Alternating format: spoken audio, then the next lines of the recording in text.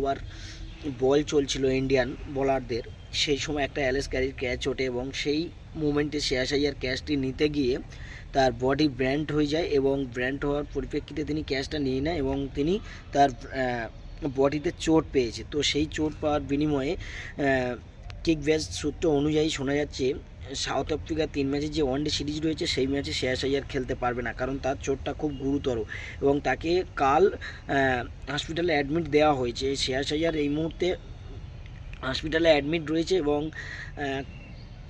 খবর অনুযায়ী বলা যাচ্ছে যে সে এতটাই আনফিট বলতে গেলে এতটাই অসুস্থ, এতটাই বড় চোট হয়েছে যে তিনি সাউথ আফ্রিকার তৃতীয় ওয়ানডে সিরিজে নাও থাকতে পারে, কারণ তার চোটটা খুব গুরুতর এবং এটা খুবই দুঃখজনক। শ্রেয়াস আইয়ারের মতো একটা প্লেয়ার যখন না থাকবে, 4 নম্বরে খেলাটা সত্যি শ্রেয়াস আইয়ার অসাধারণ খেলতো, তার জায়গাটা যে কে খেলবে সেটা এখন অনিশ্চিত।